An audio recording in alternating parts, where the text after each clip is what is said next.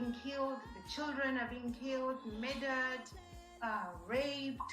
They even raped their grandma. I'll actually have to start right there.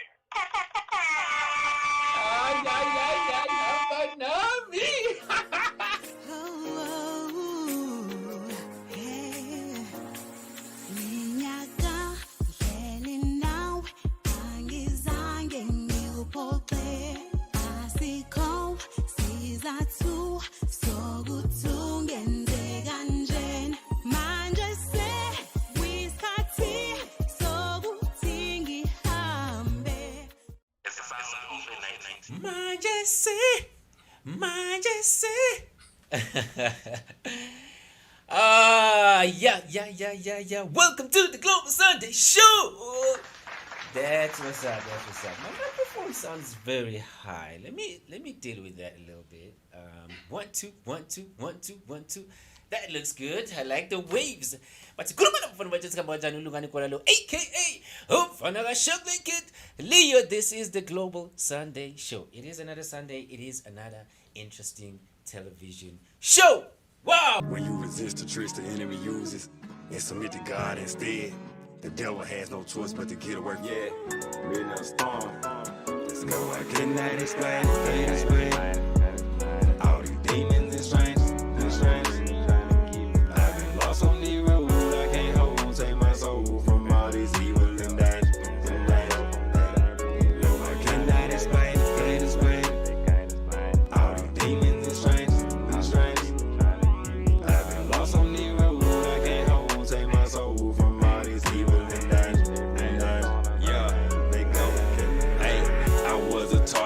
Family members departed, cold cases like it's demonic. These evil spirits be coming. This hurt inside got me running. Got skeletons in my closet. I talk to God about my problems. The Bible bless me with knowledge. Had secrets told by the prophet. Let bless his soul with this water. These evil spirits bring problems. Demonic forces unbothered. Break every chain by my father. And through it all I go harder. Decisions making me smarter. I go to war by my father. Can't explain.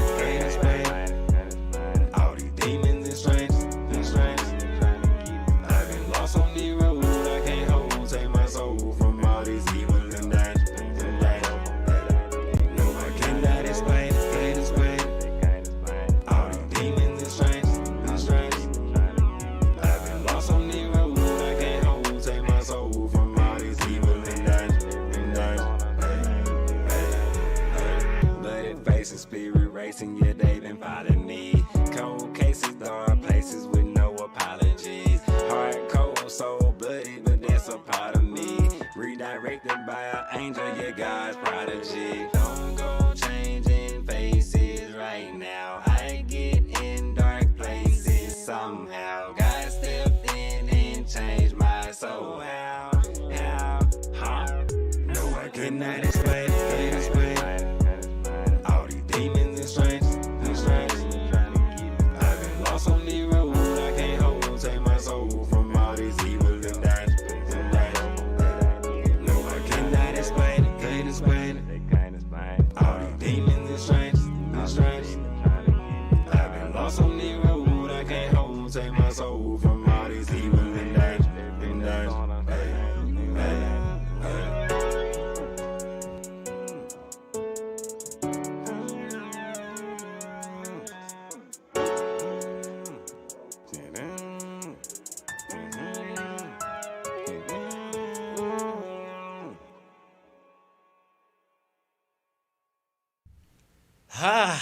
Yeah. Let's try that. Let's try this one more time. But Lungani Gwala, aka Chocolate. Welcome to the Global Sunday Show again. Big apology, technology always wins. We are so sorry. We know, Guti Anna, you've been waiting to to see the show, and we've been waiting for our special guest, in which I know most of you, if you are following us, you know already who we're talking to today. A very interesting guest as always. I'm not gonna waste so much time. I'm just gonna go straight to it. I'm gonna introduce the panel and also the guest at the same time. I just want to remind you that we're supposed to be having Bume all the way from South Africa and Tilo from Durban, South Africa as well, but they have load shedding. Load shedding is when they cut off electricity to save or for some other reason. So that's what they're facing right now. They've been trying to log in and log in and log in, but it did not work. But still, you do have a show today, and it's going to be amazing. Let me reveal my panel for today, in which is going to be the three of us, but it is going to be amazing. Welcome to the Global Sunday Show. Hello. I am Mr. Ludden, and I'm here today with a very special guest. You know, we always talk about the future. On this show, we've introduced so many upcoming artists and trends and things like that. Well, Miss Nichole Perlberg is really a trendsetter, and a trendsetter that is doing things in a way that are going to really make a change in the world. So welcome to our show, Nichole. We're glad to have you here. Yes, glad to be here. Thank you. What an intro. So, technology is apology. That's what I always say. I just made that up. And we normally talk about our week, and you can choose. You can talk about the 7 days leading up to this moment that was this past week, or you can just talk about the last hour, which has been a week long as we've waited for technology. So, Nichole, how was your week? Oh my. I have been extremely busy. My week was jam-packed. I am feeling the kind of repercussions of there's 6 planets in retrograde, so I'm feeling, heavy, but I'm feeling determined and focused and just really motivated in some of my goals lately, regardless of kind of how heavy and a little bit emotional I'm feeling. So yeah, I'm currently actually in the middle of downtown Hollywood. I'm in Los Angeles, and I'm actually leaving today to come back to Prescott, Arizona, where I am currently living. And so busy. I'm a busy woman at the moment. Yes. How is everyone else's week? Well, my week has been a tech crazy week, including today. I don't know. Even right now, I know the sound is a bit very low. I'm sure. Just let me know if you're watching at home if you can hear Nichole properly, because I know the waves just went very low. But now I think they are back on. So yeah, it's just a crazy tech day, and it's been a crazy tech week. We did an expo with Tiffany, so which we had as a guest a couple of weeks ago here on Global Sunday.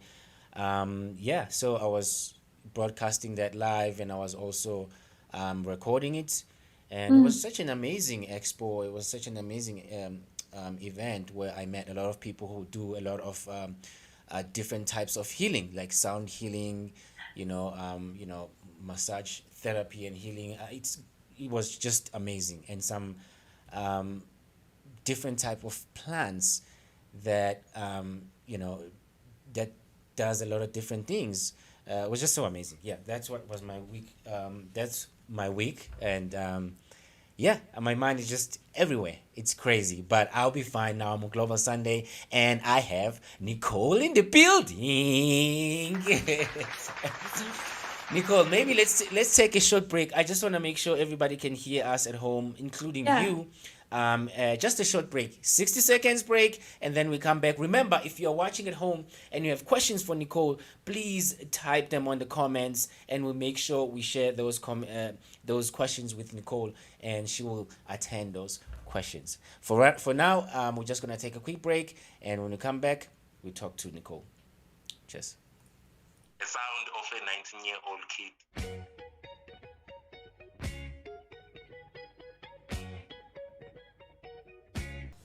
Welcome back. It looks like we've got the sound problem probably fixed. We're going to go into our conversation with Nichole. I just wanted to say a word about my week, and this is not so much because you care about me, but anybody out there who is suffering from long COVID syndrome, I got COVID on November 12th. I was very, very ill for about 4 or 5 weeks, and then it turned into long COVID. And I have been suffering with that since the middle of November. And this past week, those symptoms started to lift. And I just can't tell you, for all of you out there who have long COVID, take care of yourselves. If the body says rest, rest. If the body says have fluids, drink lots of water, whatever it is. But I didn't think it was ever going to end. And it has, this week has lifted. So I just wanted to let people out there know that was a really significant change for my week. Now, we're going to return or start our conversation with Nichole, who is in downtown Hollywood, and sometimes we call that Holly Weird. And in the green room during the tech check, she was telling us about some of the sights and sounds she was seeing in Hollywood. But anyway, we're going to start off, and I think Lungani has a question for you to get us started today.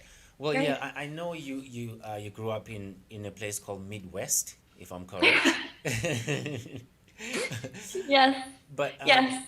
But I believe it's a huge place. But where in Midwest were you raised, or where in Midwest you grew up? I grew up in Wisconsin. Oh. You're familiar? Mm-hmm. Yes. Well, okay. I've heard about it. Yeah. Yes. So I grew up actually. Do I just dive in? Yeah. Okay, great. So yeah, I grew up in a small town in Wisconsin called Omro, O-M-R-O. Originally was this French logging town, originally spelled O-M-R-E-A-U, Omro. Right. And so yeah, just a very, very small town in the Midwest in Wisconsin, about 3,000 people. So everyone knew everybody in that small town. So yeah, that's how I was raised. If you can kind of think of like some classic movies like Footloose, there's just like those small towns where everyone knows everyone, and Friday night football games, summertime bonfires, just a lot of camaraderie. So that's where I grew up. Yeah. So here on TGS, we have seen that where someone grows up has remarkable influence in shaping their life. Every locale in the world has something very unique and special about it. There's always incredible positives, and then sometimes they're real problems, they're real negatives. So growing up in Omro, how did that shape you into the person that you are today? Great question. So there's a few levels to that. In growing up in the 90s, I was born in 93. So, I was raised on television. I feel like I was in that generation who remembers what it was like to not have a cell phone. But on that same breath, I got my first cell phone, a flip phone with like a antenna, that you could pull out when I was 13. So there was still sort of this, I feel lucky because I feel like I was able to really kind of cultivate my imagination. Even though I was still raised on television and we had video games, but because of that, growing up listening and watching the Spice Girls, girl power, and just such icons of fashion and performance, and the biggest thing was that just their empowerment for women, and just who else, like Christina Aguilera, the Mickey Mouse Club, we got Justin Timberlake, we got Britney Spears. So watching that in this Midwest small town, seeing all of these kind of pop culture icons, being in such that small community, I'm like, I love this. I'm inspired by this. So, me and my girlfriends, would have sleepovers, and we would always kind of mimic, and we'd be creating dances, we'd be creating shows. And I grew up with, there was 7 cousins, there were 7 of us, and we were very, very close, and so we would get together and do the same thing, and we had these imaginations, and we would always get together and create, shows and dances, and then get the adults in the room and be like, watch us perform, so that's just how I really grew up, just constantly seeing what was on the television, MTV, pop culture, and then still kind of having that time without the cell phone constantly in your face, where it's like, how can we replicate that? How can we embody that and really put it into our play? So, you get bored in a small town, and so we really used that, our imaginations, and I feel like that really shaped me. Yeah, it's really interesting. You remind me, actually, when I was also young, I used to, act the entire movie with my friend, and so we would go out because we didn't have. There were DVDs, home theaters, and there was something called DSTV, but we didn't have all of those kind of things because we could not afford that at that time at home. So every now and then we get an opportunity to see a movie. We'd go out and play that movie, all the characters that we could remember from the movie. So you'll be like 5 characters.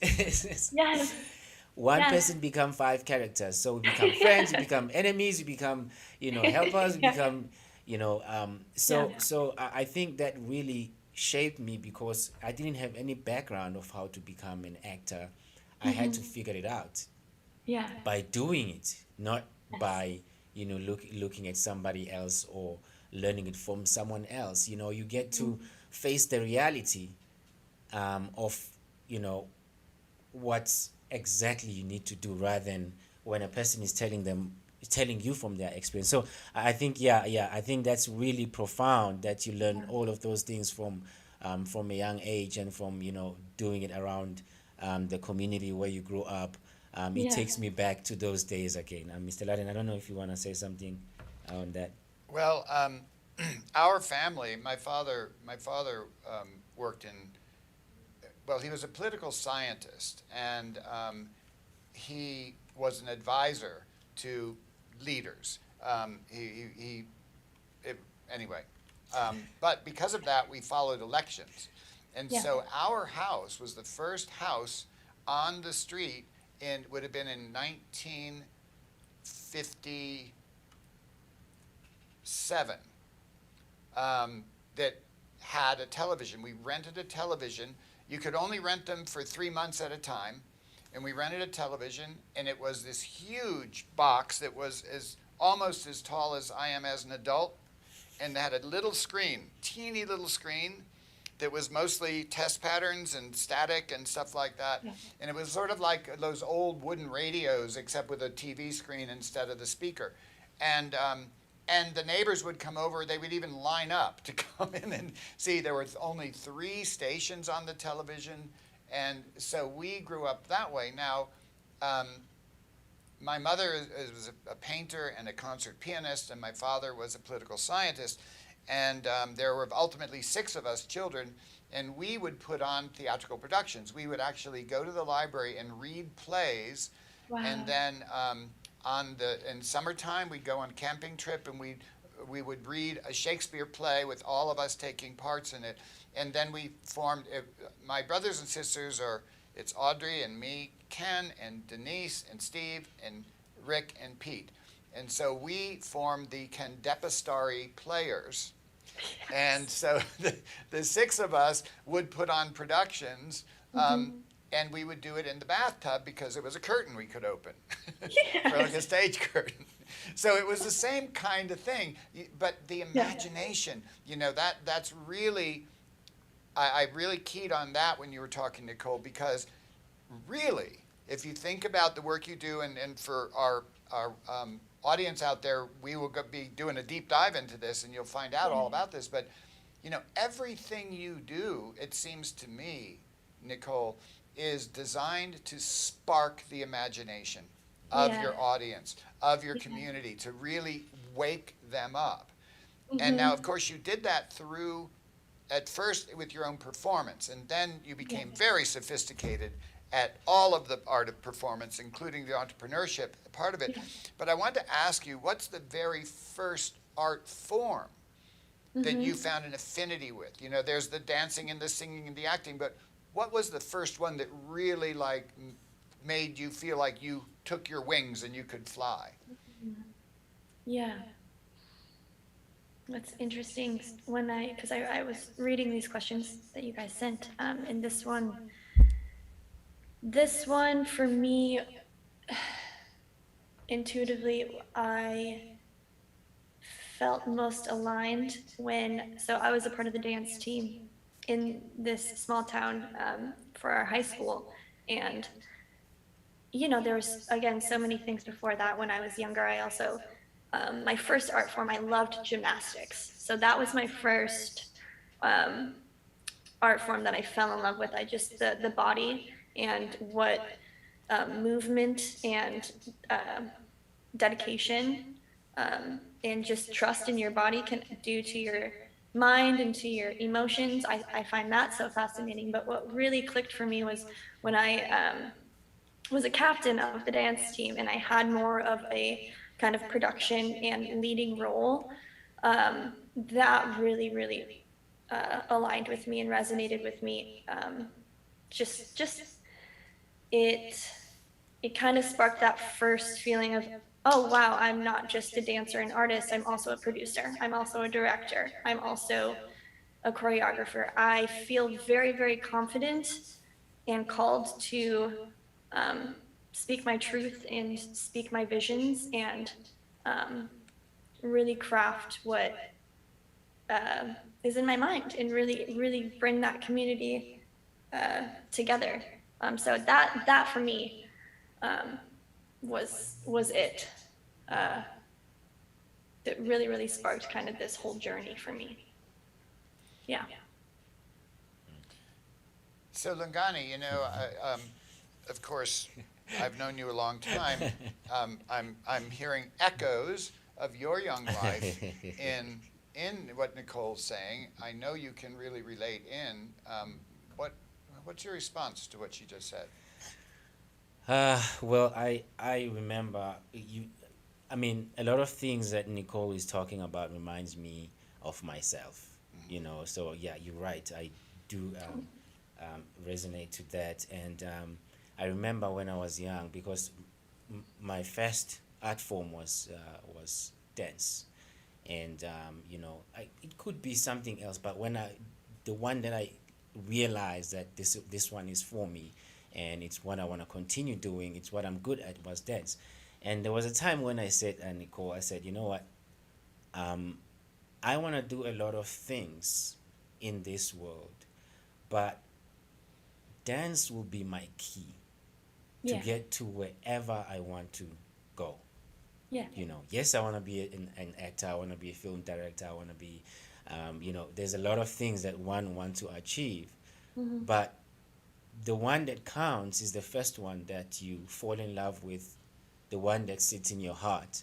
So when you say that, reminds me of the time when I discovered that, you know, dance is my thing, and I was like, you know what, I'm gonna keep this, and I'm gonna make everything else that I want to achieve wait, and perfect this and use it as my guidance, my key to get to where I want to. So yeah, I absolutely resonate with the story that you just told right now.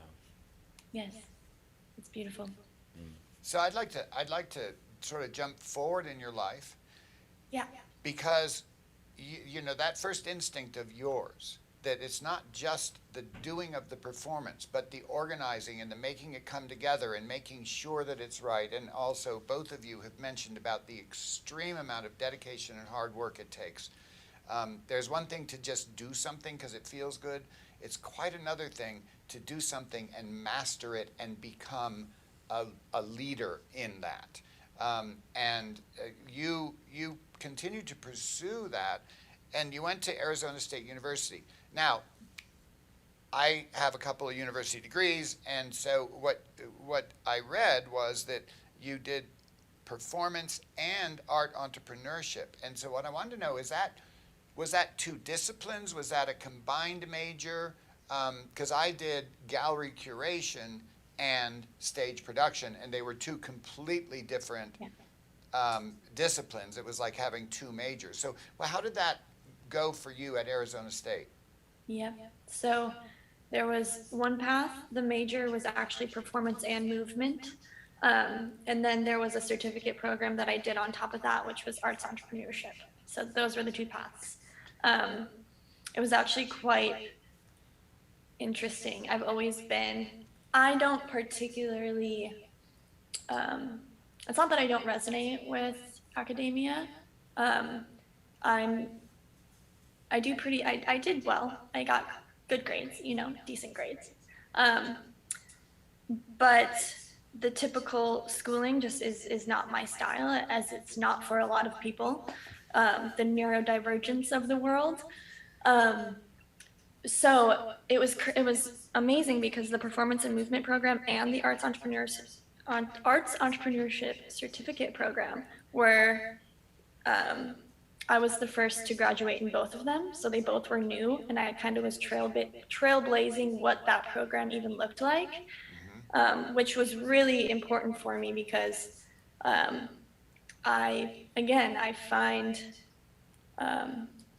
just a lot of purpose and a lot of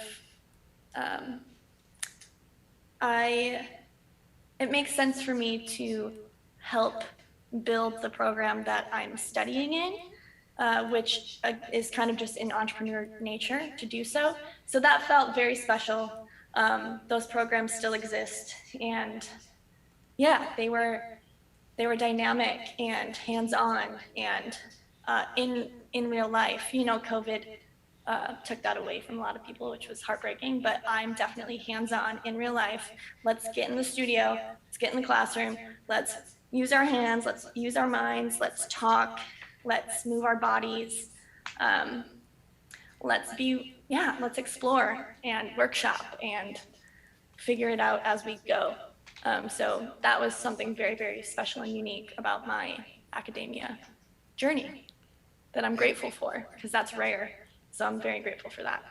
My first stint at university was Colgate University, and I had to work with a faculty member to create the dance department so I could have a dance performance degree. Yes. So I understand what you mean.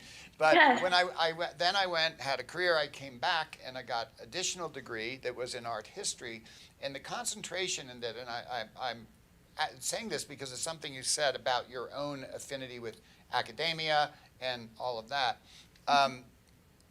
I wanted to study what the great masters in music, in dramatic arts, in dancing, in acting, in painting, and any of the fine art forms. I concentrate on fine art rather than entertainment, and I wanted to know, like, what did all those great masters have in common? Yeah. Like what is there anything that Nijinsky has in common with, say, Leonardo da Vinci that has in common with Bach? Like, is there anything that these people have in common other than just extraordinary historic talent? And I found out that in all fields, all great masters have 4 things they all had in common. Number one, when they were children, they had high-level, high-quality art of their kind of art they went into around them. That was just part of the world they grew up in. And like for you, it was television. The television productions are highly produced. They're they can't waste money and time. So they're really good, which you end up seeing on TV. Even if you don't like it, it's really well done. You know. The second thing was they all really didn't go well with an academic environment. I mean, really did not. And so, and then they also all had a master-apprentice relationship. They had a mentor. They had somebody that they worked directly with you know, to develop them, specifically them, not teach them to be like all the other people doing that thing, but really develop yourself, your gift. And then the fourth thing was they broke all the rules. Give them a rule and they will break it, but they broke it from a place of understanding the rule, being able to do the rule, and then deciding for their art, for their speaking their truth, as you said, that it couldn't be spoken if you followed the rules. You have to break the rules to make it work for you. So that's really interesting and exciting to hear you say that, because, you know, it sort of fits that pattern. You have an extraordinary gift. You were surrounded by very high quality stuff. You know, you didn't go well in the academic thing. I don't know what you call academia. I mean, I know what I call it privately, but I won't say that online. Or I mean on the air. And then you have broken rules. You said you were a trailblazer. You were a trendsetter. And so it fits that pattern. You know, I've seen the same thing with Lungani all of his life, and the other people I work with. So I wanted to toss it over to Lungani here.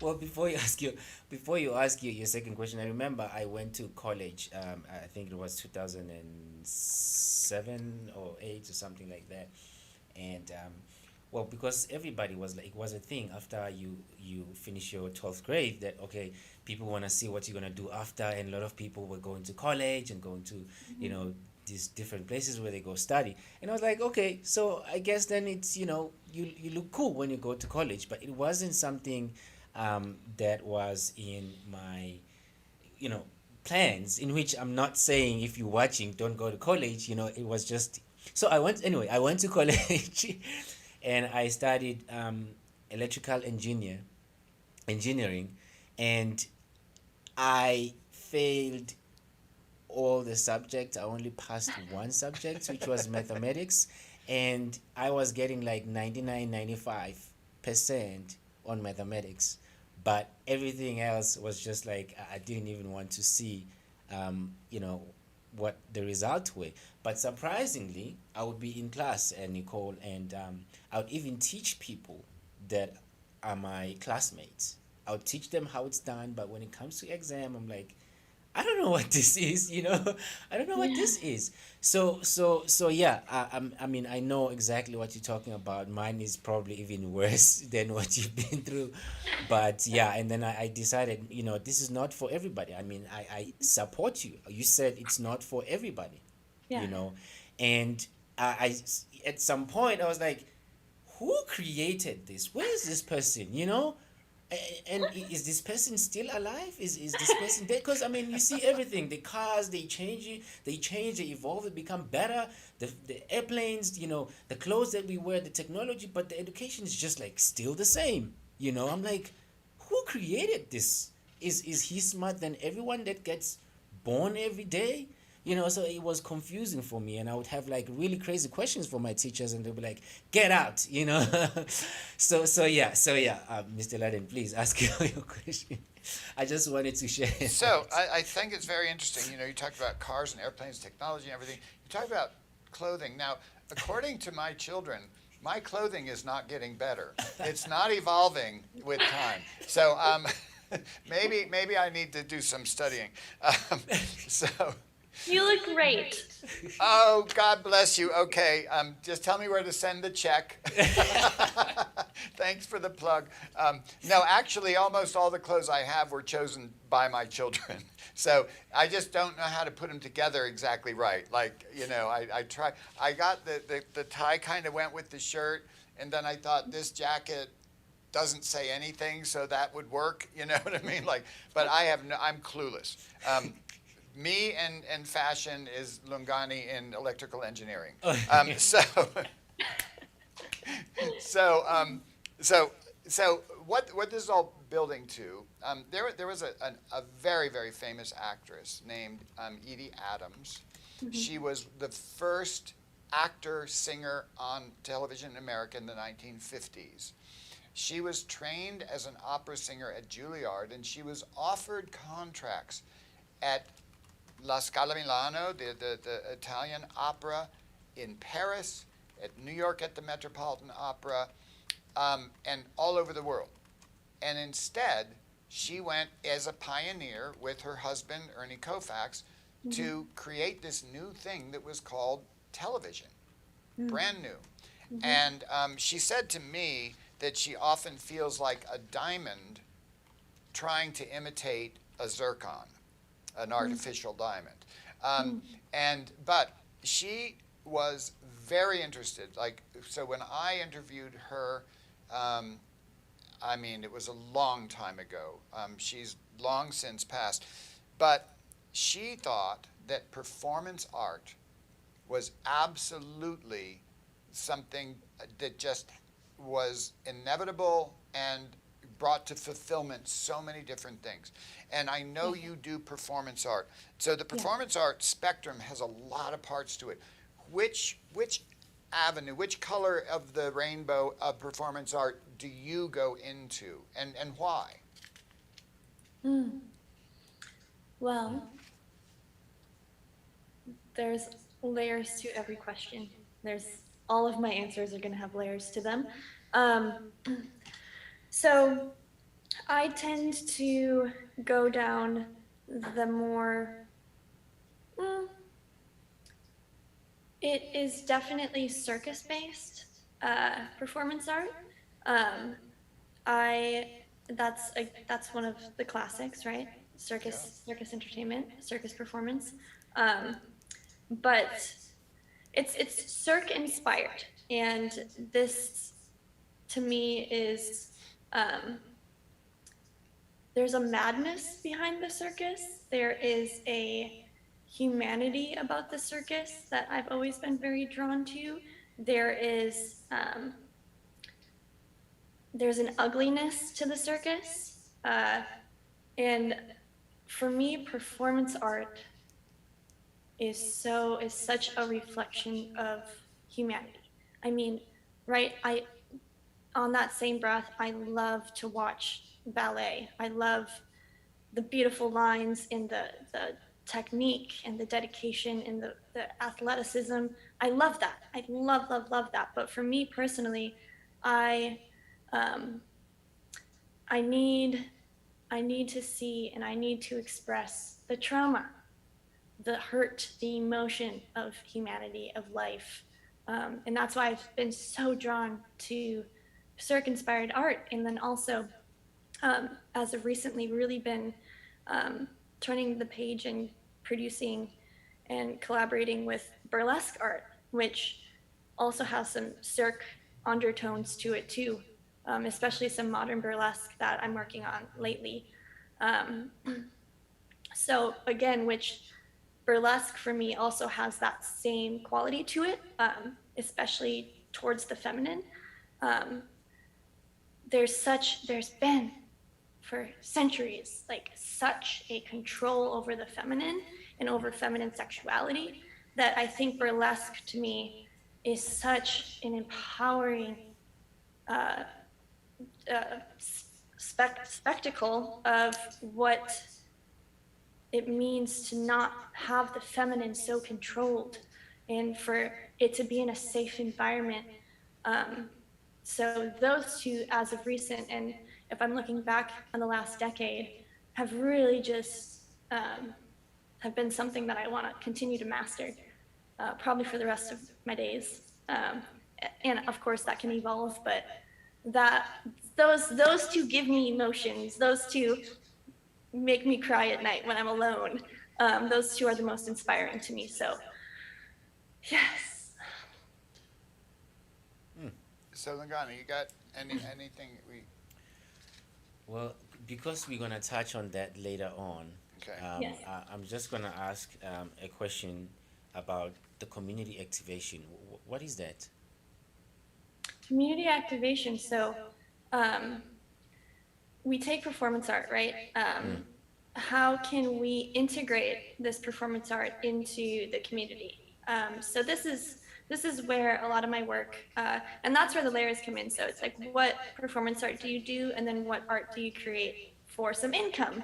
And there's there's intersections into both. But so community activation is how can we, that's where the entrepreneurship comes in. How can we get into the community and activate the community, activate and inspire the community, but also how do we activate our art? And that is through, different events. So we could be, example, we are throwing an event and we are casting and sourcing out talent to be at this event. So we are activating that talent, and we are activating this event and bringing art and entertainment and life and inspiration. So that's what I mean by activation. We are activating the community by producing a burlesque show. And so we're bringing some life, we're activating the community. That's what I mean by activation. Right. Does that make a little more sense? Right. Like Yes. putting something into life, like Yeah. Making something be active. Yes. You making the community be active, or is it? I understand what you're saying, but would it make sense if? So is it something? Is it introducing something new, or is it doing something that is already there, and make it be seen in the community? Is that the same thing, or is it different? Oh, those are different, but it can very well. You can activate both. Right. So, for instance, if it's breathing life into spaces into the community that need a bit more activation. How can I put this into Right. an analogy? We are activating. We're activating the space. So for me, it's this party. This is a visual, okay? So hear me out. We are at this event and everyone's just kind of melancholy and sipping on a drink, and everyone's kind of looking around, maybe fiddling with their keys, not really sure how to be present, right? Not sure what to engage with. And that's what art and entertainment do. They engage, they activate, they breathe life into the people of the community and the energy of that space. So, it's gray. We're just feeling gray at this event and this party. And then all of a sudden, me and Lungani come out in full costume, and we're like, hello, everyone. Like, and look at us. We are creating and activating the space and bringing life into the space. And perhaps we do a dance, or we're characters and we engage. And people are like, ooh, let me take a photo with you. Let me be present in this moment, and let me bring some dopamine to my mind. Let me get off my cell phone. Activation. Beautiful. That's fantastic. You know, what it reminds me of, and what I've seen over and over and over, is that when two people are like facing each other, and even if they're discussing something, even though they're discussing the same subject, they're opposing each other. Even if they agree, they're still it's like texting is broadcasting. It's not conversing. You broadcast, then somebody broadcasts back, but it's not a conversation. It's sort of mutual broadcasting, but you're on opposite sides. When two people or a group of people all turn shoulder to shoulder looking together in a direction, which is what performance does, they become connected. They are now one thing. The synergy is all there. The connection is there. You know what I mean? To me, for me, what the performing arts does is it makes us stop looking at each other as I'm over here and you're over there, and then both of us together looking, and then we're really together. And for me, that's part of what I'm hearing and what you're saying, activating. It's getting everybody like not so concerned about themselves, but concerned about something altogether. You know, Yes. and that's when society sings its greatest song. That's when we have huge social movement. And, you know, performing arts traditionally leads society forward, okay?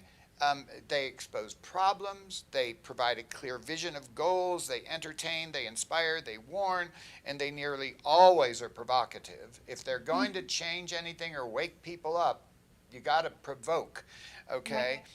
Tell our viewers about how you've used the social structures and the arts, putting them together to create that provocation, you know, and what has that synergy produced?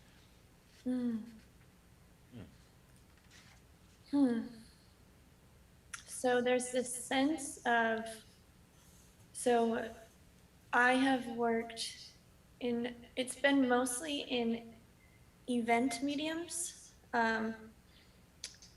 There's been, you know, there's obviously been stage shows, and I've done work on some film too, but typically where I'm working is in festivals, private events, and that's where the activation comes from. That's where we as performance artists or production artists come in and we activate that space and that community for the evening or for the weekend.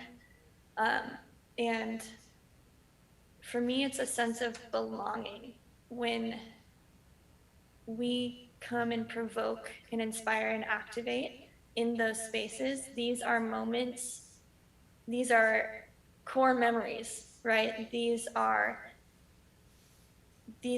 in real life, tangible, actual, visceral moments that you're connecting with your body and connecting with art and having a reflection of yourself, really, in these moments. And so that really allows people to feel and embody and get inspired and feel a sense of belonging, because like usually when you're going to these spaces, you're going with somebody, and if you're going alone, you're still with a sea of people, right? So to be able to allow people to dance and laugh and smile and maybe even feel seen, feel provoked in some way, they're going to take that home and integrate it and feel good. And it's going to, it just shapes joy, it shapes happiness, it shapes inspiration, it shapes belonging. And I think for me, that's a really, really, really big reason of why I do this. And maybe that goes back to, maybe I am searching to feel belonging too, in a lot of ways. So I'm trying to bring that to people, joy, belonging, inspiration. And that shapes the future, that shapes our social structures, is feeling, because I know there's a whole epidemic of people feeling anxious, depressed, alone, especially now. I mean, there was probably always a little bit of those emotions through every decade, but to kind of alleviate that without, you know, there's another epidemic in this world of like medicating. So if we could do that without having to medicate ourselves, we can just get together in person and just be together and enjoy and experience art together. And a lot of the art that I love creating is very interactive. So I always encourage crowd participation. So again, belonging, feeling like you participate, feeling like you can step into a new role, and you don't just have to be Nichole all the time. You can explore where this is the joy of being in this world, in this reality, in this human suit, is that we can explore. Sure, I have the identity of Nichole, and I'm a performance art performance artist and producer and director and all of these things, but maybe for the night I'm a clown. Maybe for the night I'm an alien. Like we get to, let's just have fun. I'm kind of going on a tangent, but it just feels good. So I hope I answered your question. Oh yeah, yeah. Okay. So go ahead, Lungani. Yeah. Sorry. Before you ask your question, Lungani's over there, but he's over there too. no, yeah, I think I can agree with you on that one because it brings a light to me actually that most of us as artists, we want to give something to the community, and that thing is what we also seek as artists. Yeah. In a way, artistry has a way to fulfill that goal. Because I remember when I started the Global Sunday Show was because I didn't have a voice, even from school when everybody, all the kids would talk and have their own opinions and perspective. When it's my turn to say something, people would think like, oh, he's, even when I'm telling my story, they would think that, oh, he's trying to be a hero, or he's, lying, trying to get attention, and people would start just peeling off. So I didn't have a voice, Yeah. And then I was like, if there is one person who is like me, there's probably 1,000 more out there who are facing the same issue, but rather than just crying about it, how about, creating a platform where Yes. people can just talk about themselves, without anyone else, saying stuff about you saying stuff to people about who you are, how you were raised, your own journey, your own book.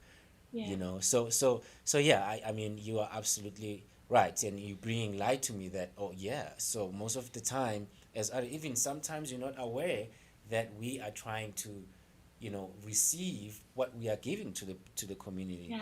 But sometimes that's the goal. But Mr. Ludden, please go for it. Sorry. Okay, so I wanna go from the lap pool into the deep end of the pool for a second here. Let's You talked about trauma.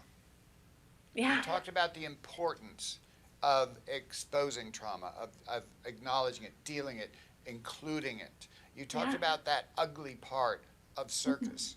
That one thing that does is it makes everybody be able to relate. I've never met anybody that I got to know well that they don't have at least one drawer in their bureau that is a mess. Like there are people that iron their underpants and their socks and stuff, but even they have a junk drawer. You know what I mean? Everybody has a junk drawer in their life. Absolutely. So I wanna just ask a question, not so much as to get an answer, but maybe together to find an answer. Yeah. Where is the line between that joy, that expression, that being able to explore that is healing, and when does it become just medicating your mood? Like where, because as an entertainer, that's what I believe a master entertainer always knows. You take somebody into the healing process, but you don't jump over it just to get to the medicating yourself with having a party. You know what I mean? Yeah. There's that, and once the healing has happened, then you can really enjoy the party. Then it's not like an addiction to avoid your life and your problems. So as young people, the two of you are maybe a third of my age, and so I look at things differently from my generational aspect, but as an entertainer, we're the same. We're exactly the same. It's just we're in a different locale, and part of that locale is the era and the customs and the society we're in. But talk about that. How do you expose the trauma, be in the trauma, make it be comfortable, heal it with things so that you can get to good feeling that isn't just trying to avoid your problems? I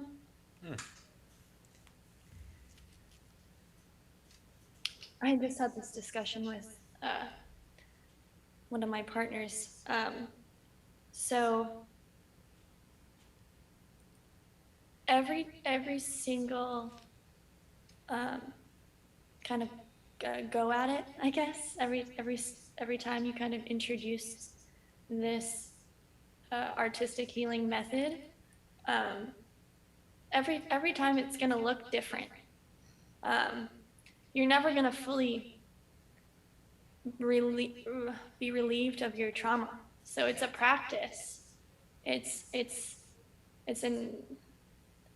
a constant practice that, I mean, in the beginning, it could be a little fake.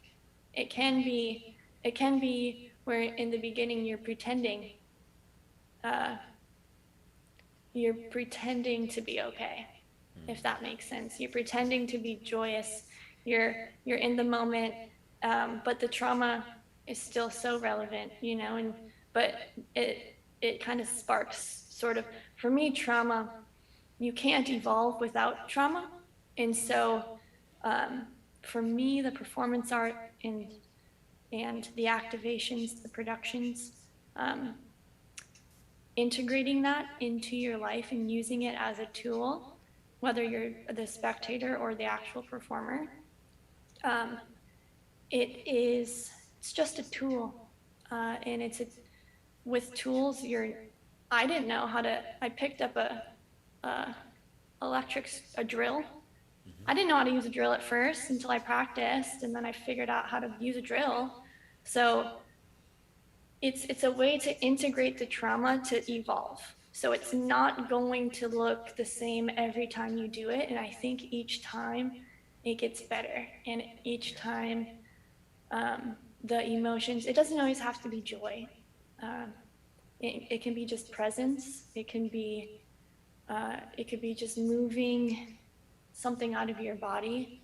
It could bring up more trauma, something that you didn't realize you forgot about, that you need to deal with. You know, it's a very kind of psychedelic process. So there is no answer. There is no real answer. There is no real end. It's just a tool, and it looks different every time. Right, but it's beautiful what you said. It's a practice. Doing that for somebody who is really suffering, who's really, shut down, who's really hidden from the world. They're living in a cave of they're just damaged, and they don't know how to reach out. They don't know how to interact. An art event, and particularly something like circus or like sort of, you mentioned psychedelic absurdity, like playing bizarre characters and things like that, that can be a first step. You know what I mean? It can be a safe space, and faking it. There's a saying in recovery: fake it till you make it. Right. There's another saying that is, move a muscle, change a thought. If you are in an argument with somebody, and no matter what you're thinking in your head, if you just smile or just relax, it completely changes what's going on in your head. And so, performance and this engagement with the audience and co-participation really can do that. Now, I know, Lungani, I'd love to get your perspective on this, but that the fact that it's a practice, it's not an event, and it doesn't like a switch that you turn, and one size doesn't fit all. It's not always, it's going to be different every single time. But Lungani, what do you have? Well, I think you're right, and I think also it's something that you will always chase. It's like chasing something that you will. I remember there was a time where you were teaching me about addiction, and you said people who are addicts, they try drugs the first time, and and they think, oh, it was nice, and they want to do it again. They want to have the same, excitement that they had before, but they will keep chasing it until, they get damaged. But in this way, it's the opposite. It's like you find this thing that you love, and you think you're gonna get into a certain level. For instance, with my dancing, you keep rehearsing every day, every morning, and you thinking that you'll get into, a certain level. When you get to that level, you wanna get to another level. It's like something that you constantly chase until you die, until you cannot do it anymore. I met a lady by the name of Raina, very old lady, and I found her, Nichole, in the studio by herself, not teaching anybody, just, doing dance by herself. And I'm like, hey, what are you doing in class? Like, no, I'm just, reminding myself some dance moves that I used to do back in the days. And, that really, really got me motivated. She's got, it proves that it's something that you will chase forever, until you die. That's one of the things that I love about arts. It's not something that you can just say, yes, I have it now I can stop. There's always a build up, and there's always levels, and what level you're gonna get into, nobody knows, which makes it fun. Yeah. So yeah, that's my comment on that one. But I know, you want to ask a question, Mr. Ludden. Well, no, I'm not, but no, it's this is so important, and for you people out there watching, really take this in, and even go back afterwards. We always post the show later, so it's available on YouTube, but you listen again and find yourself in this. Like, compare in. Don't think, oh, these are all performing artists and I'm not a performer. No. If you've ever talked to another human being in your life, you are a performer. Believe me. So, but I want to move on. You just have such a rich, fascinating universe that you occupy and what you bring to this world. And I want to get all of it to the public so that they understand that there's so much happening, and particularly in this one, incredible young lady, there's a whole universe. And one of them is that you work on what you call architecture of high profile and production art. And you've done this around the country. It's just, I always call myself a cultural engineer, because it's engineering. You got to build. Right. You got to build the architecture. You got to find the right materials, et cetera. So what is this? Some examples so people understand the abstract term in reality, but how were they received, and what are some of the tangible social and societal impacts that these major events have had in their communities and beyond their communities? Okay, so I lived in Los Angeles for about 3 years before post-pandemic, and then I moved back to Arizona. And in those 3 years is when that architecture happened. And what I meant by that, and why I use it in such kind of a coded language, because I'm not going to name drop. I actually signed a few NDAs, non-disclosure agreements, but I was working very, very closely with a cirque troupe here in Los Angeles who would do all of the private parties for very, very high-end people in the entertainment industry and in the tech industry.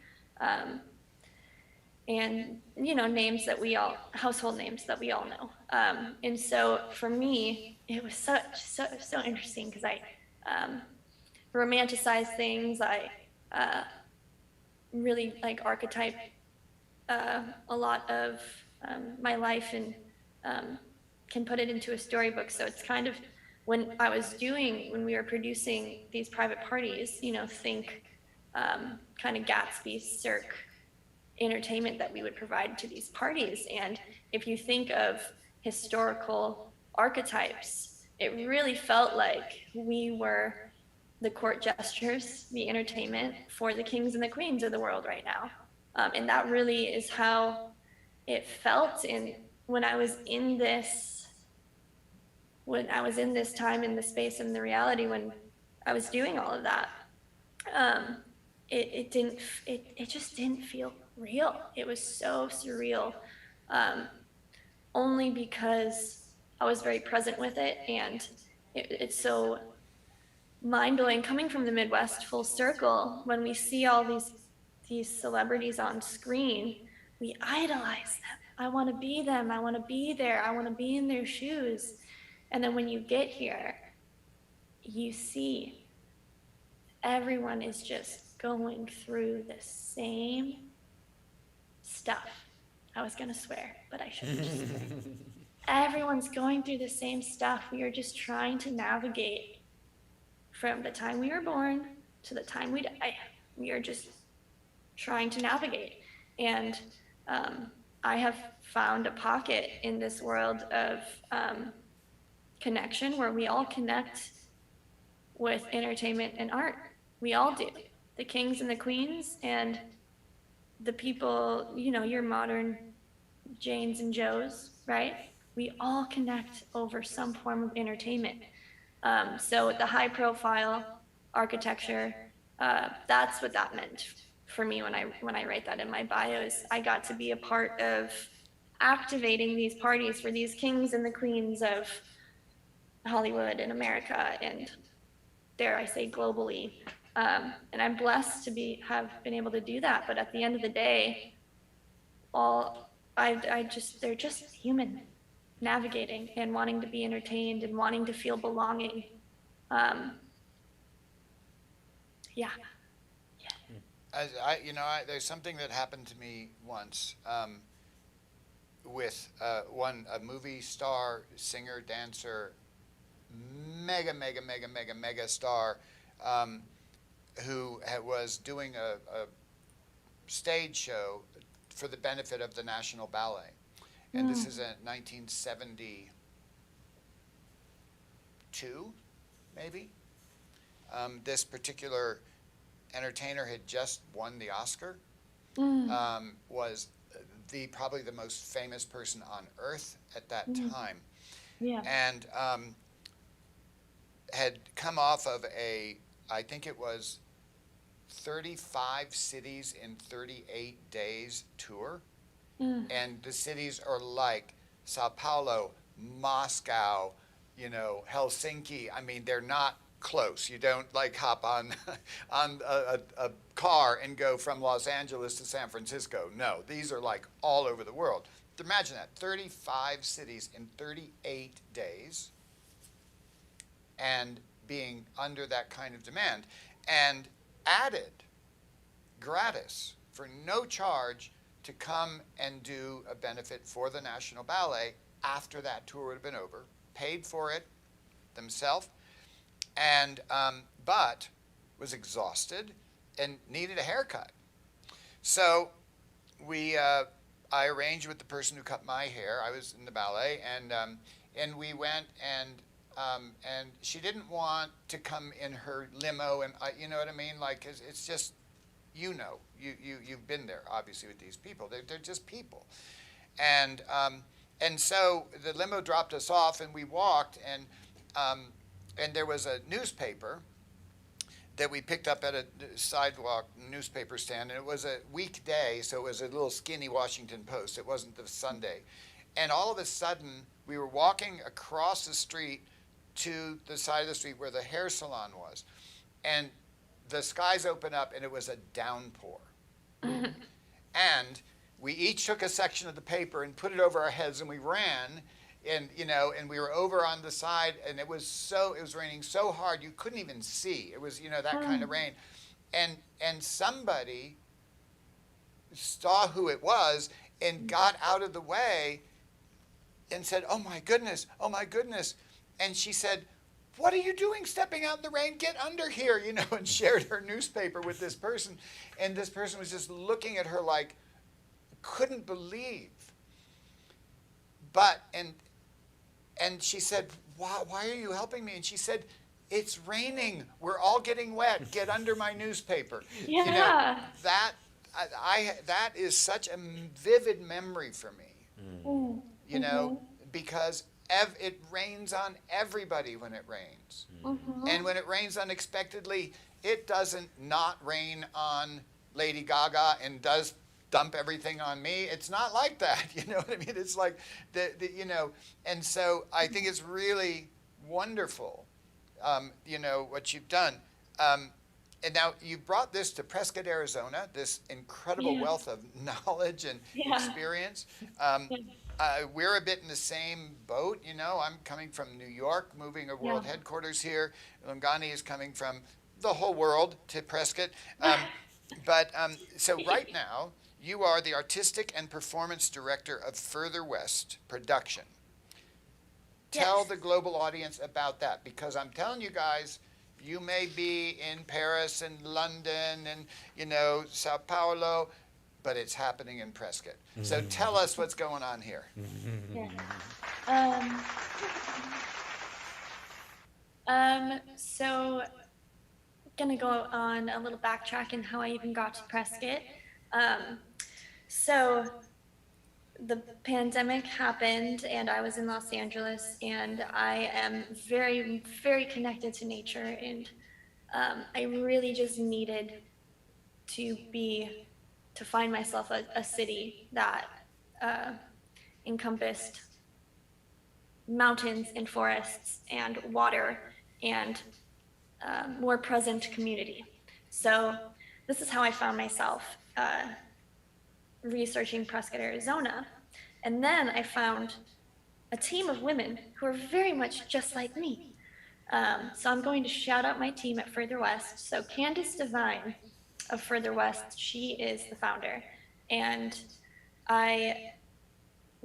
when I research, I go in deep. And so I ended up finding myself coming upon Candace Devine on the interwebs, on the social media, and I saw she was doing a lot of things in Prescott that I was very interested in. And so I reached out to her multiple times. I'm like, I can help you. I can help you grow this. Let me help you. Here's all of my skills. So I was very determined, and I had messaged her probably about 4 times until she finally was like, let's go get some coffee. Like, yes. So we got coffee, instantly fell in love, and we've been building ever since. So she, got coffee. She's basically like, you're hired. And then I moved to Prescott. And so we produced the inaugural festival called Pure Imagination. We did that May 21st of this last year. Had such an amazing lineup. And what we're trying to do, the vision with Further West, is Prescott, for those of you who don't know, we're northern Arizona, heading north a little bit. I mean, we're south of Flagstaff, south of the Grand Canyon, but still we're in this location in the Southwest. We're 6 hours away from LA. We are 4 hours away from Vegas. We're about less than 2 hours away from Phoenix. And we are a town where people come to heal. We are a town of just presence and community and evolving very quickly. And so at Further West, our mission is to sort of make this into like a little Austin in a way, to make it kind of the epicenter of art and music and getaway, outdoors, culminating all of those. And we're trying to make this an epicenter of the Southwest, a destination of the Southwest, and to keep the Western roots, but to really kind of spice it up with sort of modern entertainment. And so Further West, I'm so blessed. I'm so grateful to be working with this team.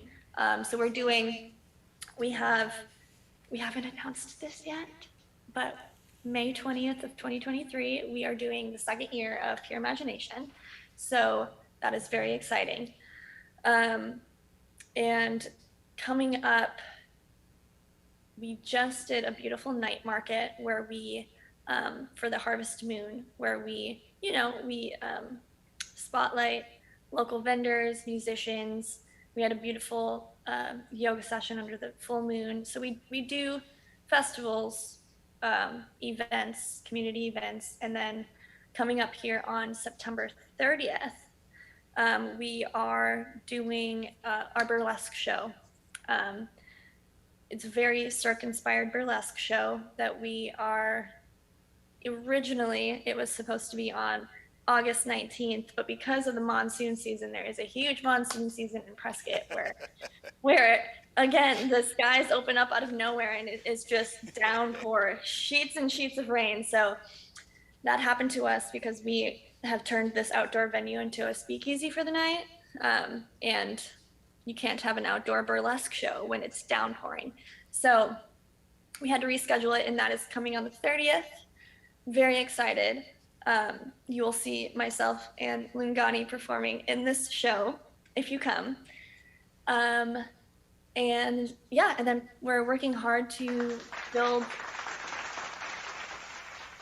up Pure Imagination for 2023. So, you know, they used to have those, burlesque shows in a downpour, but they were inside bars. They were called wet T-shirt contests. Yes. I mean, we contemplated it. I'm like, are we just getting wet? Is this what we're doing? Right. So, if you want to call in, +279 673 4077. Drop the comments below. I know my microphone was a bit low. Drop the comments below. We'll make sure that we share those comments with Nichole. This is the Global Sunday Show. We'll be right back.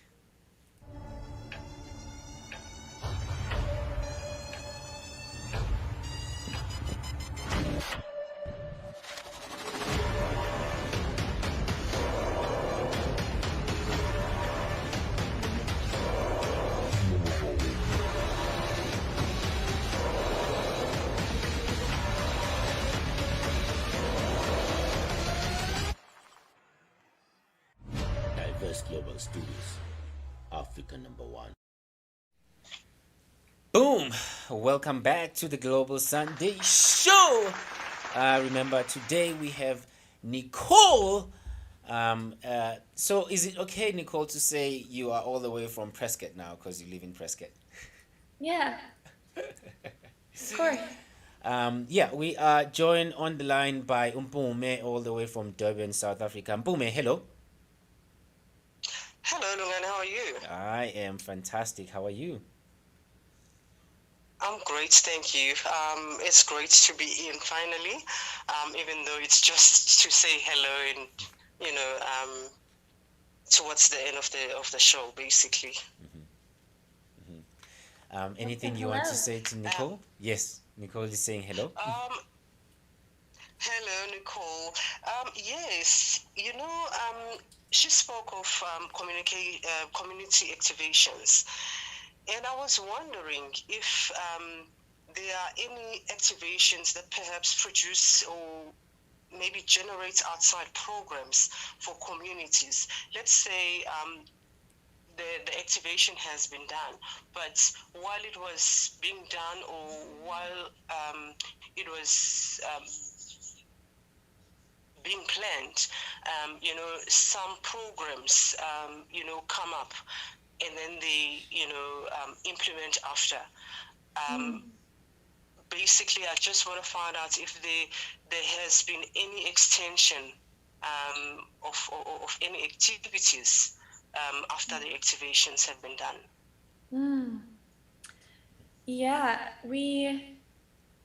Yes, there's a few reoccurring activations that can live outside of the spaces that they've originated from. And it's always sort of a workshop when we come up with some of these ideas.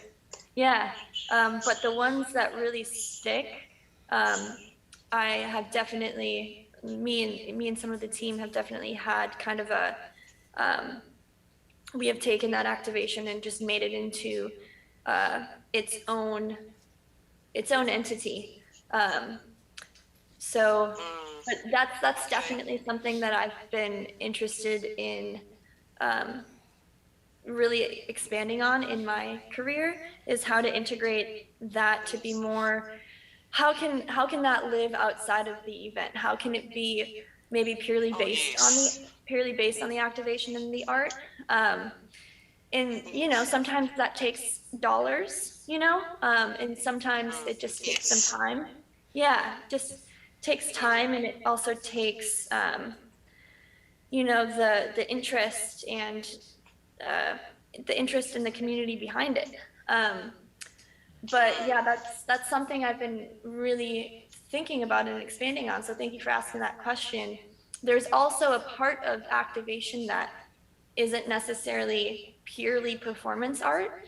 I've been a part of a few pieces where it's the activation is sort of a sculptural piece, and it first kind of serves as a blank canvas, and for those at the event or maybe at the show, however they engage with this piece becomes like they bring it to life, and it becomes now this art piece. So then it becomes sort of like a sculpture or a piece of art that can live in that community for as long as it wants. Yeah. Wow. Yeah. That's great. That's great. Yeah. Thank you very much. Yeah. Thank you so much, Mpume. Do you want to kind of speak to the audience, let them know who you are, where you're from, and what you do? Are you in the art sector? Just briefly. Okay, yes. I am from South Africa. My name is Mpume. I work under Wusigo organization. I am one of the founders of the group called Waza Africa. This group was very much a community development setup.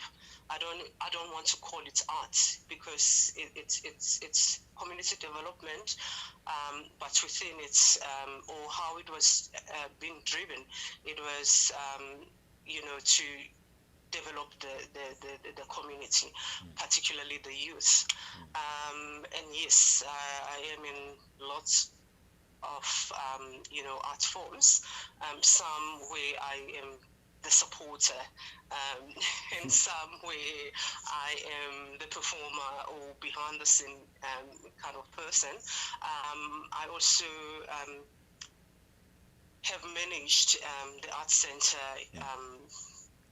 for quite some time, where I would, source the funding for various, arts programs, get the shows, and try and do the community development that I grew up receiving. Beautiful.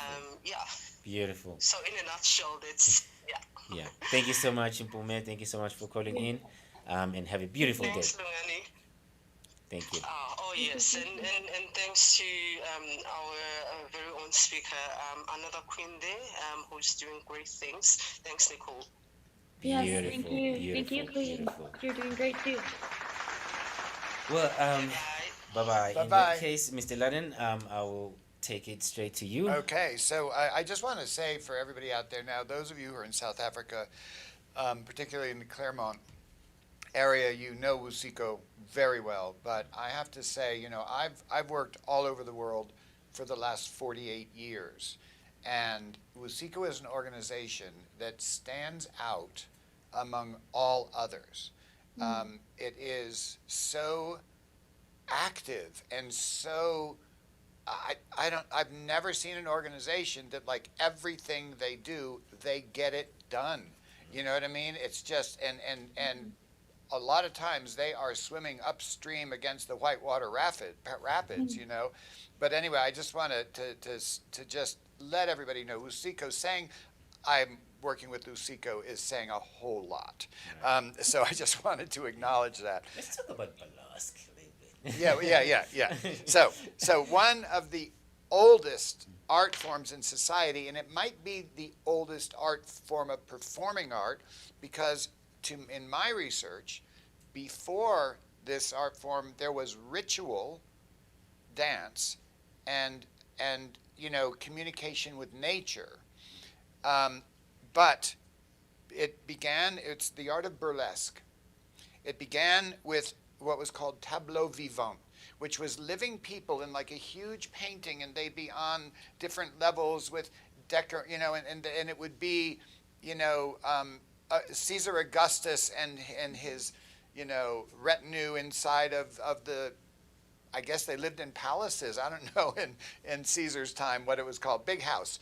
And, and it went from the tableau vivant, became a mainstay of entertainment with all pioneering efforts. In other words, when people were going into the wild and exploring and fighting for survival, they would have burlesque, around the campfire at the end of a horrible week or a war or something like that. Also, It was for command performances for royal courts and for respite of the solitude that happens when you're on a military campaign.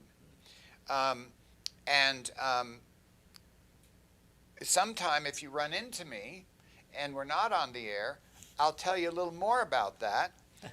But I can't tell that part of the story without saying some words that are considered bad words, that were in their time acronyms.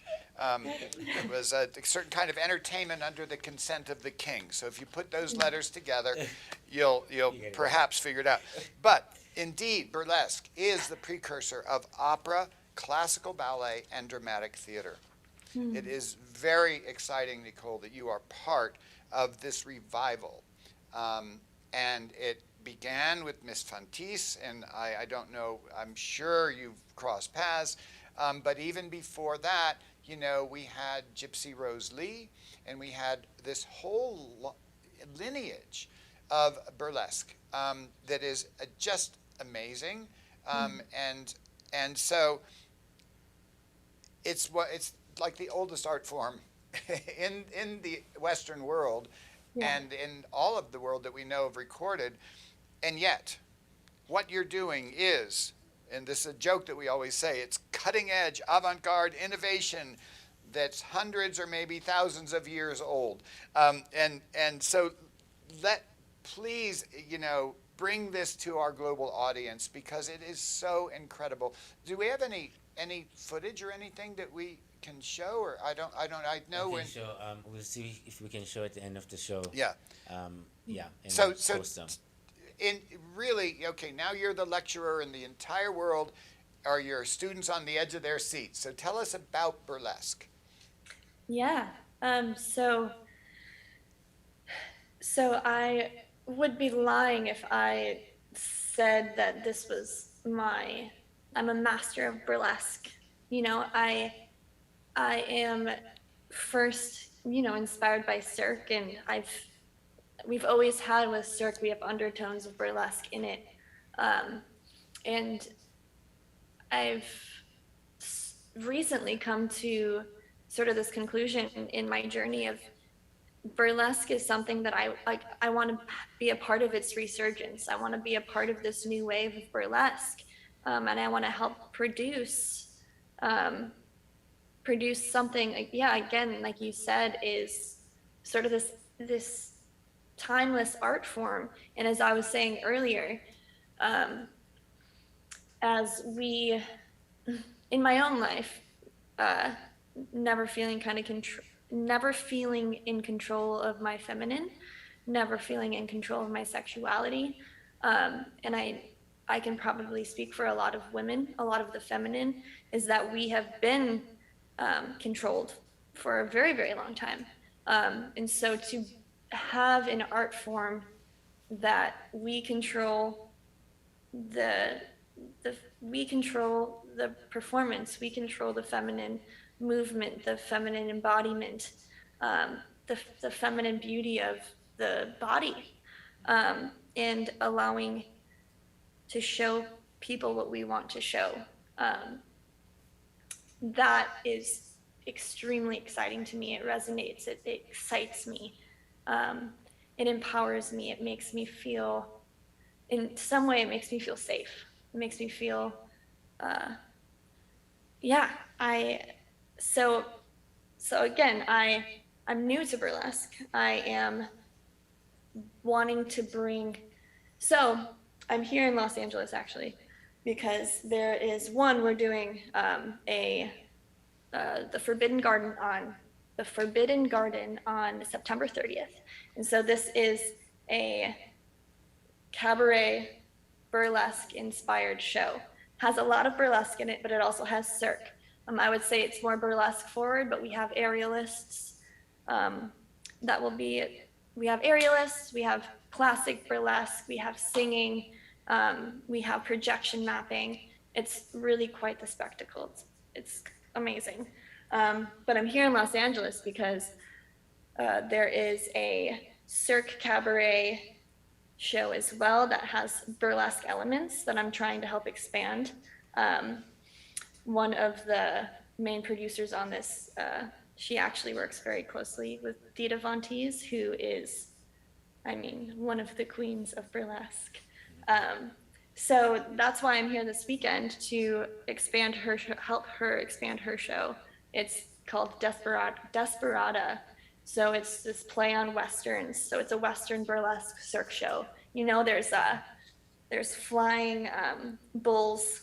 So there's an actual bull apparatus that these women perform on, and it's just absolutely beautiful, the storyline behind it, and really paying homage to some of like the true Western, like the actual real story, bringing a lot of Native culture into it. Really beautifully done.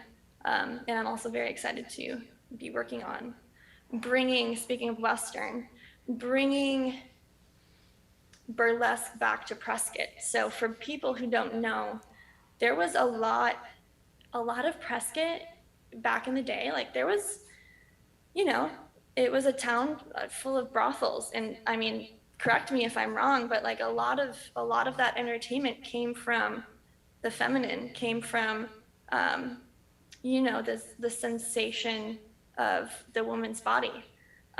So to bring that back in a safe, fun, entertaining manner, in a very artistic manner, very well-produced manner, like I'm very excited to activate that again in this city and see what else comes to life. Because the thing is with me, this art form is the true embodiment of the feminine, and to let that out of the cage, there's so much energy and power behind that. So it really kind of trickles and creates waves. So yes. So you said let that out of the cage, and you talked about, you didn't use this word, but you know, the oppression of the patriarchy for how many hundreds of thousands of years? I mean, it's ridiculous. I'm over it. I have daughters and granddaughters, and I am over it too. But there's interesting. In the classical ballet world, there was a period of time in the late 80s, early 90s where they had the idea that women dancing in pointe shoes on pointe was patriarchal suppression of women. Yes. And Yes. I did a choreography in 1986, and the New York Times said that for Mr. Ludden, women dancing on pointe is not male suppression, it is an example of what women can do. So I'm talking about here the corset and getting out of the cage. Of course, in a burlesque show, you're praying that they're going to get out of their cage. But a lot of the imagery is coming from that period of and domination of women. I mean, people today have no idea. Go wear a corset sometime for an hour. Then wear it every day, all day, from when you get out of bed before you go back into bed. Yeah. And you're going to understand that this is not just something that is a form and it pushes up your breasts and it gives you a waist that is unnatural, or that if it's natural, it's a great thing, but it's not usual. But it deforms the body. It makes you unable to breathe. It makes you unable to digest food. It's horrible. It's like a torture chamber. Yet, in the burlesque, in this celebration, women celebrating women and the feminine and the body, there are a lot of visuals of those tools of suppression. Talk about that irony there, and what as somebody new to burlesque, but of the current generation, how do you view all of that? Okay. So, yeah, I remember reading about, you know, you were talking about ballet and how it was for, you know, the very, very wealthy of the time, and how the ballerina, you know, the ballerina was sort of this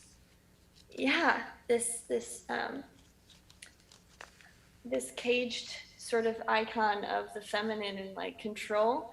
And I had actually read a lot about that, and for burlesque, it's, it's the art of the tease, but for me, it goes a lot beyond that.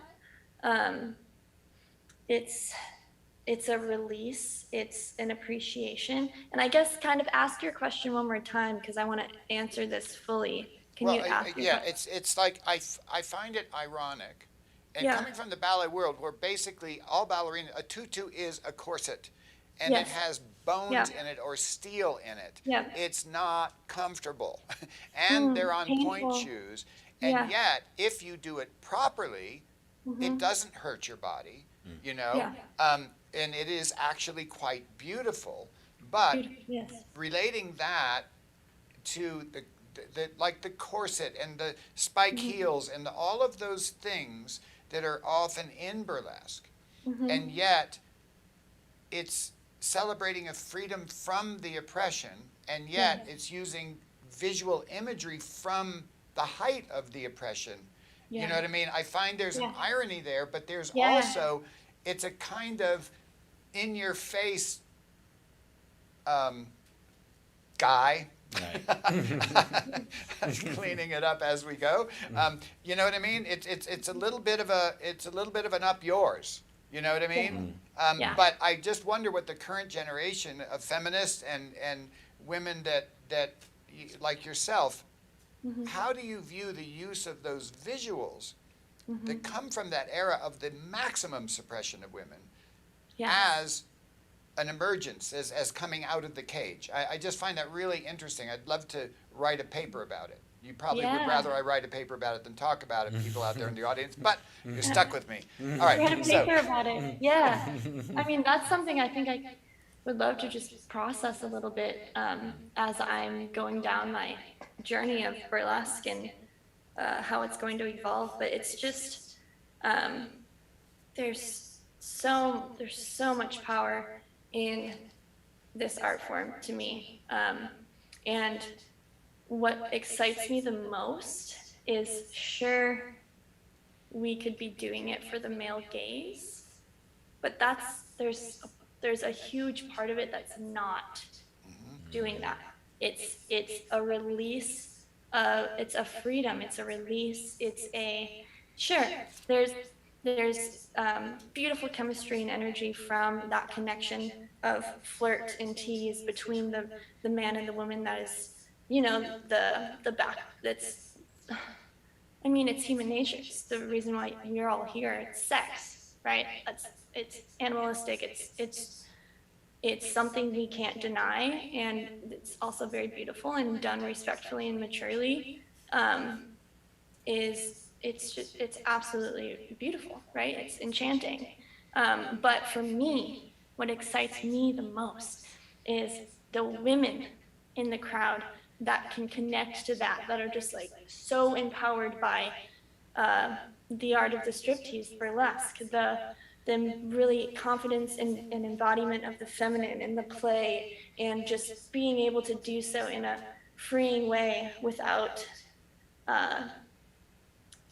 having it be tainted by a man, right? And so having it be in control by a woman. And I'm not saying, men can do burlesque too, right? And embody the feminine. But there's something about being in control of that male gaze. I'm in control. This is my show. This is my tease. This is my play. And there's the women in the crowd are the reason I love it so much. I at the end of the night think I enjoy a woman's input and reaction and joy from it than I think I do the man. And yeah. Does performing this kind of art form makes you understand yourself more, or makes you love yourself more? Because Absolutely. I think that's what lacking in most of us as human beings. We don't believe in ourselves. We don't love ourselves. We don't understand ourselves. It takes forever to understand yourself as a human being, and Yeah, you never right. understand the person who's right next to you, no matter how much time you spend with. But does this help you, to believe in yourself and understand yourself and have Absolutely. confidence in yourself? Yeah, absolutely. And something that came up when you're speaking is my relationship to sex has never been healthy. And again, it's the being able to have, I mean, your relationship to sex, I think, is very closely related to your relationship to self. Um, and for me to understand and be in control of a very sexual expression really allows me to connect with myself more. And I think there's something so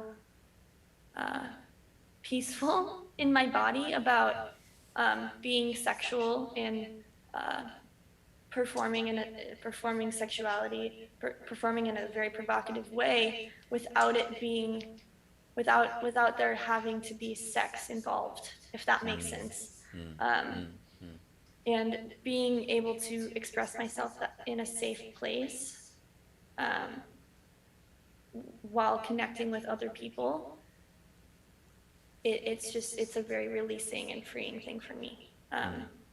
And I think it actually could hold a lot of space and a lot of freedom for people who also have sexual trauma in their life.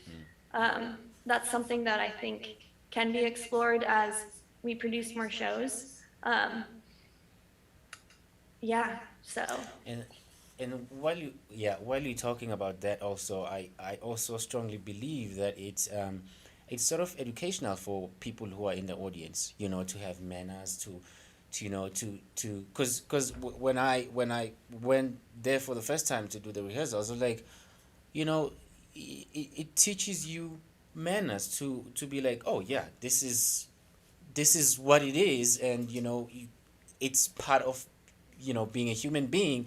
Because what happens is, the reason why there's so many rapes out there, is because there are a lot of things that are not exposed, are hidden, and and people, when people don't have manners because they are not used to seeing these things, they see it and they'll start going crazy because they've never seen it before. But it teaches the audience how to acknowledge and know your space, know that this is my role here. I don't have anything to to do with that, but I will enjoy watching it. It teaches manners. I mean, I think it is amazing. I think it's very educational. By being part of this, I've learned that as a human being, you have to know your space and understand that this is normal. I mean, back in the days, people were just walking naked and there was no issue because everybody could see it, and there wasn't any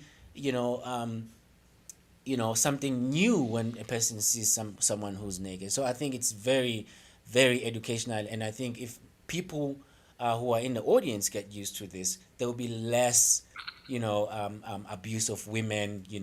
I think it's very educational. It teaches manners to the audience, to people that are watching. So yeah, I just wanted to add that comment. I'd like to just say one thing. You talked about it's human nature and all of that, but it's not. Man-woman interaction is not human nature to gay people, and and one of the things that is that has happened to I speak as a gay man, and all of my life, I have been insulted, disregarded, vilified for not being straight. And to be able to watch women using the imagery that men have imposed on them to take control and to make those men who are also our abusers, to make them get in line, as Lungani says, to learn manners.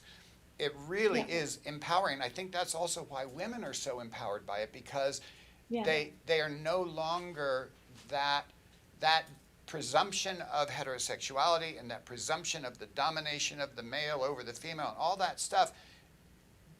That's an idea, and yes, most people are heterosexual, at least from the research that's been done, but a lot aren't. And so I think that this art of burlesque also teaches it teaches society that society is a lot bigger than just the straight people. Yeah. You know, and the fact that women, who are 51% of the population of the world, are women, and they have been dominated by the minority for all of these centuries, and then anybody that doesn't fit into that stereotype of being straight is just trashed and disregarded and insulted and just completely smashed in your heart, your mind, your soul, everything, your whole life. Yeah. And so to see something like the burlesque upsetting that balance of power is so exciting. You know what I mean? It's so liberating. Yeah. And I was actually going to make a comment. I was, you know, speaking from my own reality, and I was actually going to make a comment being like, it's obviously not that simple. When you were saying about yourself being a gay man, the man and the woman connection, I just meant in human nature, sex is human nature, right? But I was just speaking from my own reality. But yes, I was going to make a comment like there's so many complexities of sexuality. And, but yes, thank you for commenting on that. Well, and also, you know, as a student of anthropology in my academic studies, the Judeo-Christian world is the only society in all of history that only acknowledges two genders. Every other society in history has a minimum of 5, some have as many as 13, and that is what is true in nature, you know, and I mean, so I just think it's fantastic. And also I wanted to say, I think that in your advice to Miss Fantiz, to be able to reach her goals of you know, getting this word out and really promoting her show, she should come to Prescott. It's an open invitation. Working on it. Working on it. All right. Any help you need, let me know. I'm there. Yes. Let's talk about your upcoming events. Yeah. Great. What are you working on? Could be events or like personal projects that you're working on. What are you currently working on? Oh no, sorry. This lighting just turned on. Give me 1 second. Okay. Technology is apology. All right. Let's take a short break. Let's take a short break, and then when we come back, we're about to wrap up the show. We are going to be, in fact, let me see if I can say hello to people who are watching at home. I see Ubongi Msomi. She's saying yes, you're absolutely right. There is a lot and lots of people who are traumatized, but seem to look okay. I mean, she's responding to a topic that we talked about earlier. Bongi Msomi, I can see it's a book. It's a very long note, but yeah, thank you so much. I think this is Waishel, Esther or Esther? Yeah, that's one of my sisters, Rochelle.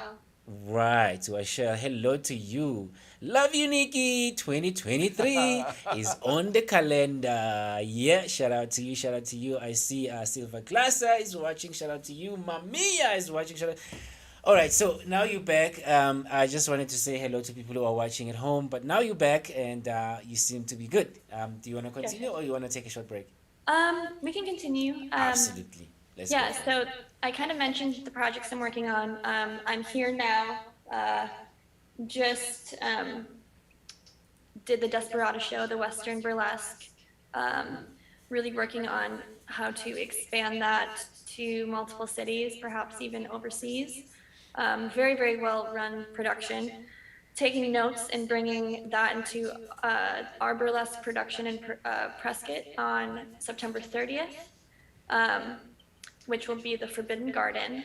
So for any of the viewers who are in the Prescott area or in Arizona, we have tickets available and we have seats still available, so go get your tickets. Working hard on, so the festival, Pure Imagination Festival in 2023, that takes a very long time to produce and to get all of the ducks in line. So we are working hard on that, and that is May 20th, 2023. And we are working on a community event called Harvest Festival, and that will be October 22nd coming up, and that will have street performers and live music and musicians and a kids corner and a petting zoo and local vendors and what am I missing? Local food trucks. So it's just a celebration of community and the harvest season. And I'm always juggling a million different projects, but those are what I will leave with today. So you said for the performance coming up here in Prescott on September 30th, to people to get their tickets, how do they get tickets? Yes, so it's the forbiddengarden.eventbrite.com. Okay, and so maybe we'll post that in the stuff down below or something like that. We'll let the young technical people figure that out. And then how do your fans and all of your new fans from all over the world as of today, how do they reach you? Yeah, I mean, you can find me on socials, just by my name, Nichole Perlberg, Nichole, and Perlberg, Perlberg. Okay. It's been fantastic. It has been nice talking to you, Nichole, such an amazing lady. But I think we have come to the end of our show. And I would like to ask each of you if you have last words. If you're watching at home, you have last words, please drop them below. We have come to the end of the show. Any last words? I will start from you, Mr. Ludden, and then I will end with you, Nichole, our special guest. I just, my last words about this show is the world is huge. It is diverse. It is fascinating. Anybody who's bored, I don't have any sympathy, because everywhere you look, there's something to learn, there's something to experience, there's something to re-experience and learn more of. And I think that this particular episode of the Global Sunday shows you that, and think about that too, when Nichole was looking for a place that had nature, that had water and mountains and animals and all of that stuff. If you're in a city, or if you're stuck in a automatic pilot of a life, this world is incredible. There are so many possibilities and places and things you can do.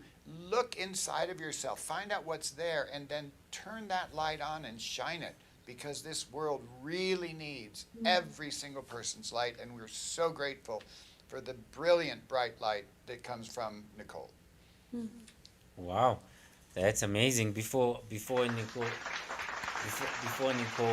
you say something, I just want to add on what Mr. Ludden just said. I mean, if he mentioned that you need to look within and find something and work on it. When you have found that thing, start working on it. Stop waiting and saying you will start next year, you will start when you move to a different place, you will start when you get this and that. Start working on it, because you don't know how much time we have here on earth. And we are given different gifts. If we don't act towards those gifts, nobody else, when we pass on, nobody else will come and replace. Nobody else will come here and be Nichole. Nobody else will come here and be Lungani or Mr. Ludden, So you have a specific purpose that you are brought here on earth for. If you delay it, there are a lot of people that are supposed to be healed by your gift. So if you delay, there's a lot of people who are dying because of your delay. So don't sleep on your gift. Work on your gift so you can heal a lot of people. So and I believe we are all gifted. We are all here for a purpose. We are all here for one another. But Nichole, any last words? Yeah, just to piggyback on both of those comments, which were beautiful, and thank you for having me here. I think the word activation again comes to mind, and you guys, you gentlemen, are activating the light in me. You see the light in me because your own light is on, and you're activating it by giving people platforms. And I think as mature artists, we understand that art can't exist without a platform or a canvas. So allowing this canvas and this platform to exist, you are activating and really rippling some really, really powerful movements and stories, and I'm grateful for that. So thank you so much. Thank you so much. Thank you so much. Thank you. Nichole Perlberg, thank you so much. Thank you so much for making time. We know we had some technical issues at the beginning, but we made it. Thank you so much for making time to speak to the public. Thank you so much. We've got new people who are helping in the studio. Thank you so much to all of you. And this is the Global Sunday Show. Thank you so much on YouTube. Thank you so much on Facebook. I see the comments down there. And we are going to be posting the video. Is it Pure Imagination, the upcoming one? Or is it the... we are going... What is it? Forbidden Garden is coming up on the 30th, and Pure Imagination will be this May. Absolutely. We are going to be posting posters of those events so you can be alert at home. You'll know exactly where to go. And from me, thank you so much for watching. I'll see you next time. But Lungani Gwala, aka Home Chocolate. This is the Global Sunday. I will see you next week. Say bye-bye to everyone. Goodbye. Thank you for joining us. The sound of a 19-year-old kid.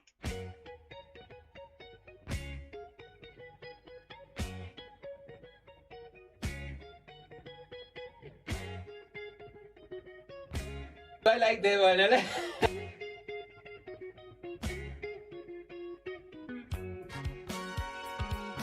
Myself acting, and it is more strength and more effort.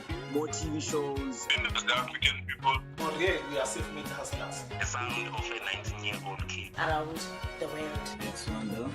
Music against violence. There's a queen in every woman. That was such a powerful message that... Oh my God. Like, I don't want you guys to miss out on this one. See this beauty, it's all in one, man. What do you want? For being a leader. The sound of a 19-year-old kid. That wasn't him. We, the people. If you sing about love, you sing to your gospel. Hello, Mama Miriam. Hey, Charles, Silverborn, and greetings to the audience out across the world. I mean, someone had to know when I'm going to wash dishes. It doesn't matter what is your background or what is your status at the moment.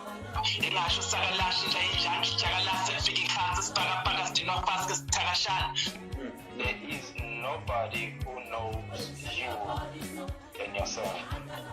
A cartoon phone in the building. Midewest Global Studio. Yo, bro. And if I'm going to speak English, I have to give you an invoice because I've paid to learn English. So I'm giving you the name Rediva. Rediva.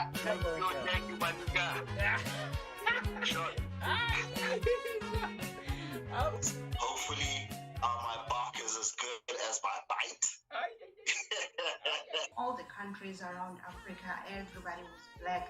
Even in America, the blacks, they fought for freedom, Yes. but I'm not even there now. Now we need to be saved from ourselves, because as a nation, as a black nation, I see a lot of anger issues from the brothers.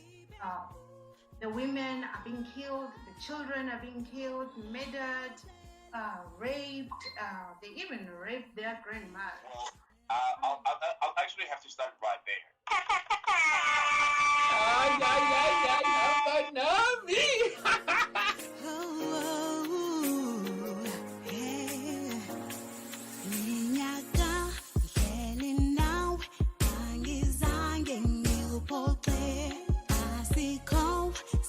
isizathu sokuthi ungenze kanje manje sekuyisikhathi sokuthi ngihambe.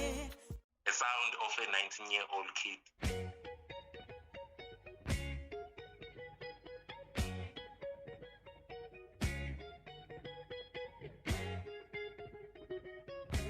I like that one.